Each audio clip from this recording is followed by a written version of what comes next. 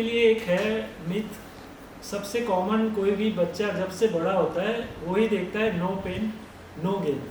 सो वो जिम में जाके एक्सरसाइज करता है, इंजर होता है, तो उसके लिए आपका मैसेज? तो अभी जो जो कंसेप्ट चल रहा है कि भाई train smarter rather than train harder, तो जैसे आपके गेम में क्या रिक्वायरमेंट है, कौन सा कंपोनेंट ज़्यादा है, उसके बेस के ऊपर आपको प्रिपरेशन करनी चाहिए। तो पेन को आप एक पॉजिटिव वे में आपको लेना है। उसका मतलब कि पेन का मतलब है कि अगर आप मीन्स कोचिस अगर ट्रेनिंग प्लान कर रहे हैं तो ट्रेनिंग में होता है कि आपकी जो एक स्टिम्युलस रहता है कहाँ आपकी बॉडी लिमिट को पुश करना, लेकिन वो बैरियर रहता है कि एक स्वीट जोन बोलते हो उसको, जो आप नॉर्मल ट्रेनिंग करते हो, और एक जोन होता है कि जहाँ पे आपका परफॉर्मेंस इंप्रूवमेंट मिलेगा, तो ये जोन को बोलते हैं कि स्वीट जोन, कि वहाँ तक आपको पुश करना है, फिर वो जोन में वापस आना है।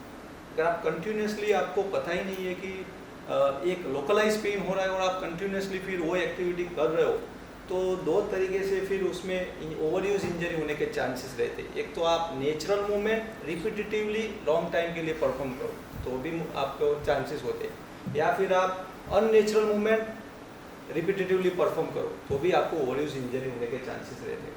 तो मेन चीज़ है कि आप जो भी इवन प्लान कर रहे हैं एथलीट्स की, ऐसा नहीं कि जो कोचेस बता रहे हैं कि भाई 12 रिपीटेशन 14 रिपीटेशन, अगर 14 रिपीटेशन से काम 16 रिपीटेशन का हो रहा है तो 16 क्यों करें हम, 14 पे ही क्यों स्ट्रिक ना हो। 14 में भी वही काफ़ी रिसर्च बता दे कि भाई मुझे स्ट्रेंथ डेवलप करनी है, तो स्ट्रेंथ एंड्योरेंस के ऊपर काम करना है, तो इनिशियली 12 से 14 रिपीटेशन ही ना दे, तो कैसे हम 14 से 16 फिर जाने की ज़रूरत ही नहीं है। उसका बेनिफिट वही है परफेक्शन के साथ में।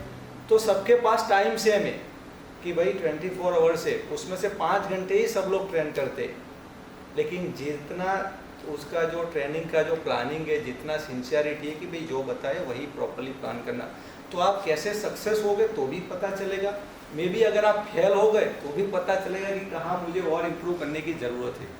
तो मेन तो चीज़ यही है कि जो भी प्लान करो एक सुपरवाइज स्ट्रक्चर में प्लान करो।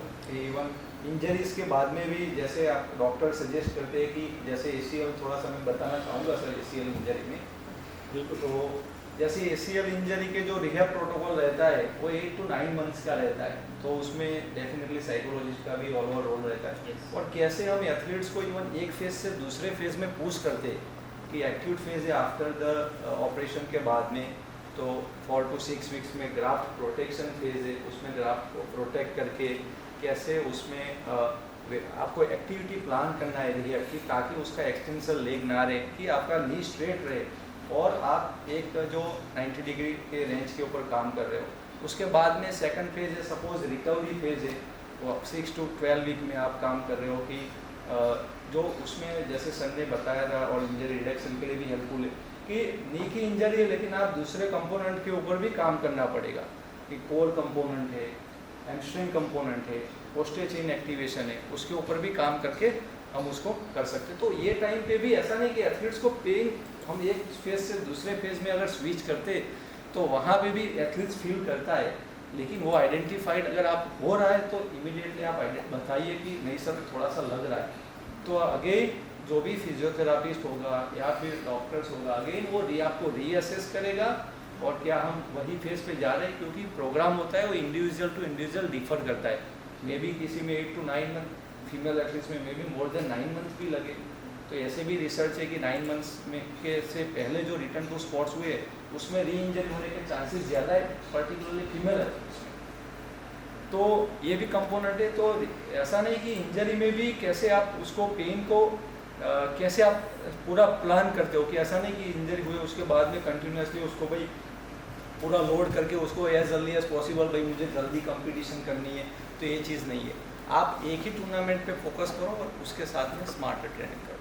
फिर जैसे नेक्स्ट फेज एक ACL के बात कर रहे हैं हम, तो रिकवरी फेज के बाद में फंक्शनल फेज होता है कि जहाँ पे हम फंक्शनल एक्टिविटी के ऊपर सर फोकस करते हैं कि एथलीट्स को उसके बाद में जो नेक्स्ट फेज होता है कि unilateral stability, unilateral strength, unilateral power, तो एनर्जी सिस्टम के ऊपर वर्क करते हैं और साइमल्टेनियसली फिर sports specific rehab and return to sports protocol.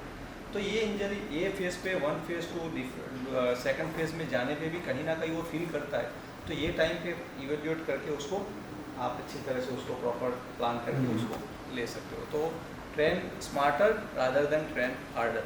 I guess I will agree with you. आपने ओवर यूज इंजरी का जो मेंशन किया, अगर जो लिटरेचर पढ़े तो पूरे एनिमल किंगडम में मीन्स जितने भी लिविंग बीइंग्स हैं उसमें किसी में ओवर यूज इंजरीज नहीं होती except for only 2 species.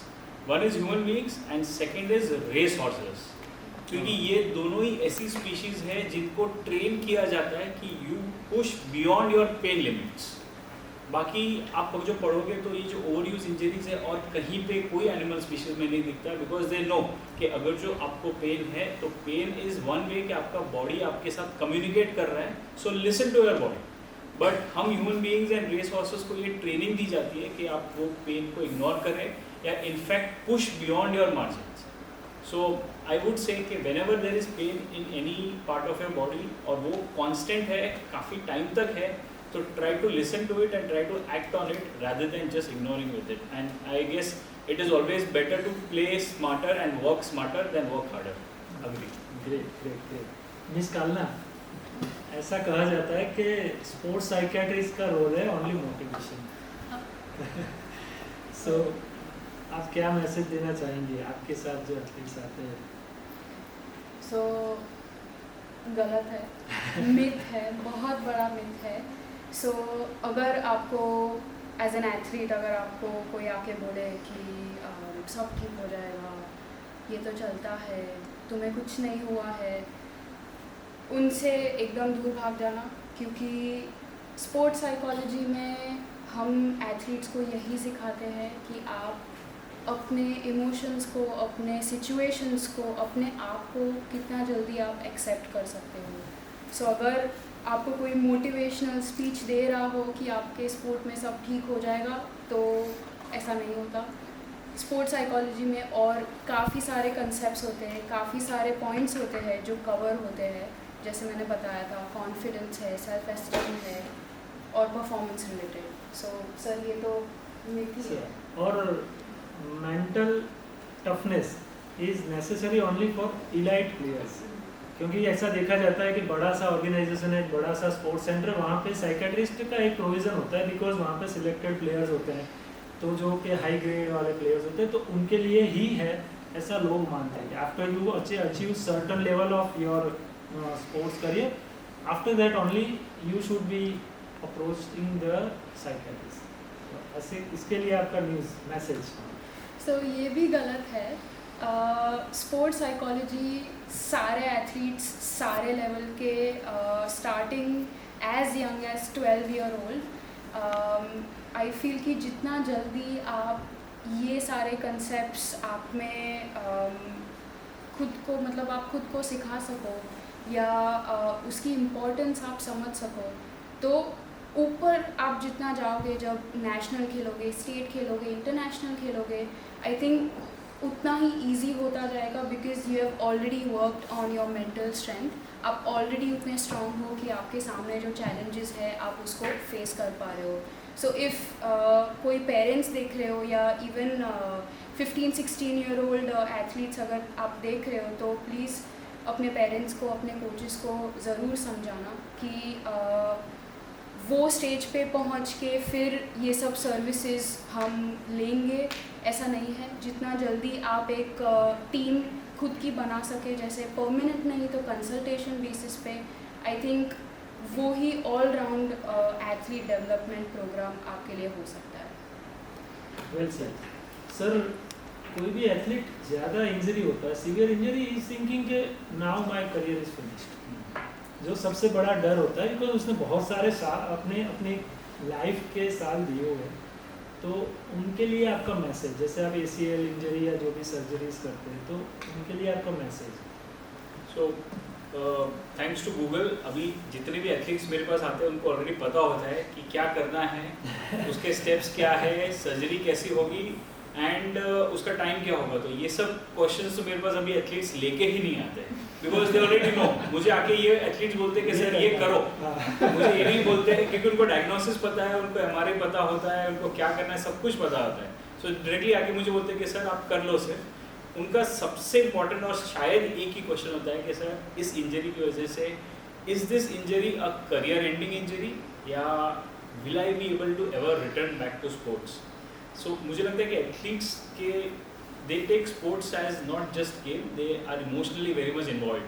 And जब उनको इंजरी होती है तो उनका पूरा माइंड अटेंशन एक ही तरफ जाता है कि मुझे वापस I want to go back to my game and will I be able to do that. So I would say if some athlete who has had injury and वो देख रहा है तो ये बोलूँगा कि we have amazing science technologies, recent advances in arthroscopic management. We have coaches like Singh sir who have tailored made the treatment guidelines. We have physiotherapists like Dr. Hardik, we have nutritionists like the Miss Tanya, and we have amazing psychologists who understands what pain is, not just the physical pain but mental pain like Miss Kalna. So I would say injuries are just a minor setback. We as a team always make sure that all our athletes go back to their sport and they have a very strong comeback. So that's my message. Don't lose heart. It is just a minor setback. You will definitely get back stronger. Sir, one important question for you. जो भी girl athletes होती है, सी हमारा India is male dominant country sometimes, तो boy and girls में now days it's dissolving, but तो भी girls का इंजरी, गर्ल्स एथलीट का इंजरी वो लेके आपके पास आते हैं, उनका फैमिली का प्रेशर या उनका करियर के लिए क्वेश्चन, तो उसको बीइंग एन ऑर्गेनाइजेशन आप कैसे मैनेज करते हैं और so that they can get back to their field as early as possible. इसमें एथलीट मेल हो या फीमेल, प्रॉब्लम्स जो रहती हैं कुछ इम्पोर्टेंट प्रॉब्लम्स होती हैं. जैसा डॉक्टर साहब ने बताया कि कब मैं वापस आऊँगा अपने स्पोर्ट में. उसके बाद एक फियर ऑफ मिसिंग आउट होता है कि बहुत मेहनत करते हैं एथलीट, ये लोग 7 से 8 घंटे रोज़ प्रैक्टिस करते हैं, आप समझ सकते हैं 24 घंटे में से. तो एक पर्टिकुलर टूर्नामेंट के लिए प्रैक्टिस कर रहे हैं और एक दिन इंजरी हो गई और पता चला अब ये टूर्नामेंट नहीं खेल सकता, इसके बाद वाली टूर्नामेंट नहीं खेल सकता. तो एक एंजाइटी होती है, जैसा अगेन डॉक्टर साहब ने बताया कि मैं वापस कभी आऊँगा स्पोर्ट में कि नहीं आऊँगा.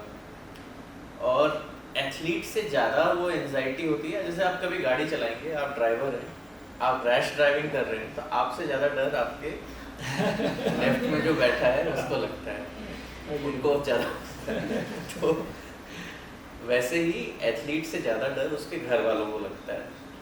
अब फीमेल एथलीट के केस में कभी कभी क्या होता है, एक सर्टेन एज पे आने के बाद कई बार घर वाले, आजकल बहुत सपोर्टिव पेरेंट्स हैं, मैं सबके लिए नहीं कह रहा और बहुत मैंने बदलाव देखा है, बट फिर भी काफ़ी ऐसे हैं जो बस वेट ही कर रहे हैं ऐसी अपॉर्चुनिटी का कि इसको इंजरी हो, इसकी प्रैक्टिस छूटे और हम इसको वापस जो भी पढ़ाई है या फैमिली की तरफ खींच लें.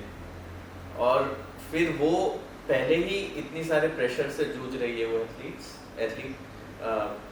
इतनी सारी एंजाइटी है उसको, इतने डर हैं, और एकदम से फिर ये एक दूसरा प्रेशर और उसके ऊपर पाइल अप होने लगता है.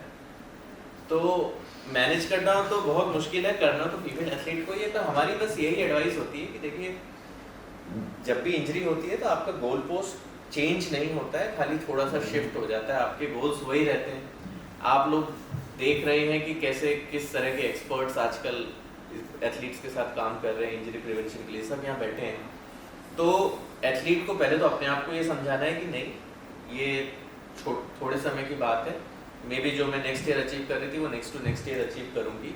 और यही बात अपने घर वालों को भी समझाना है और फर्मली समझाना है कि देखिए, जो इंजरी के पहले मेरा स्टैंड था आज भी वही है, थोड़ा सा वक्त ज़्यादा लग गया इस इंजरी की वजह से, बट देन इंजरी आज नहीं तो कल सबको होती ही है. किसी के करियर में जल्दी आती है, किसी के करियर में थोड़ा लेट आती है. तो उससे घबराना नहीं और अपने घर वालों को ये चीज़ कन्विंस करनी है. And obviously being an athlete आप ही को लीड लेना पड़ेगा, आपके घर वालों को आपको ही समझाना है.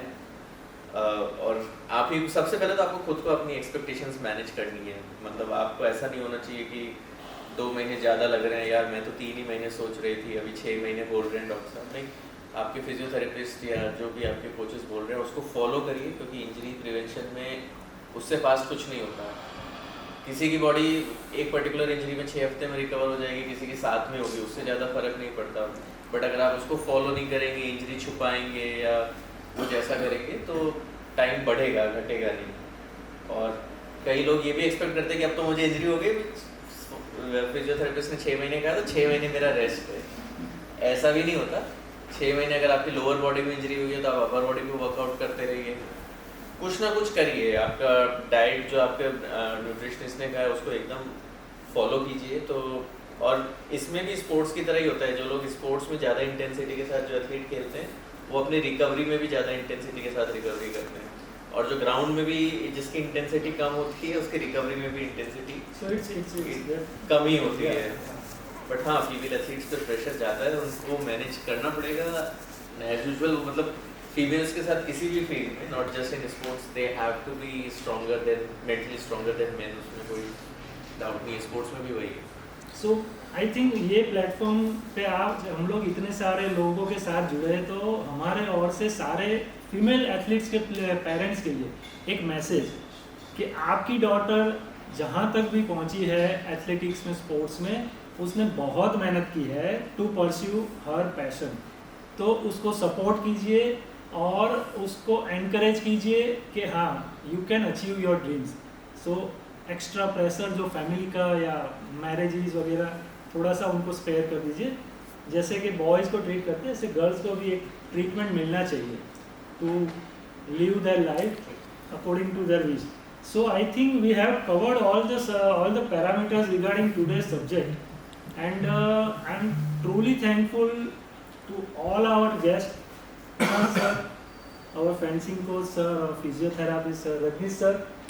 I'm really thankful, Tanya, and our psychiatrist and our 2 female athletes. So and a message for our followers, आपको कोई भी query है, कोई भी regarding this subject, kindly DM us. Our team will be glad to help you. Our team will be glad to guide you. And anytime, sir is always available. He is in Selby Hospital. Rajnish sir, he is in Sanskardham with all team setup. So you are most welcome. Keep supporting, keep playing, and be strong. I think this is all for today. Yeah. So we are thankful to you. ये injuries women के related है।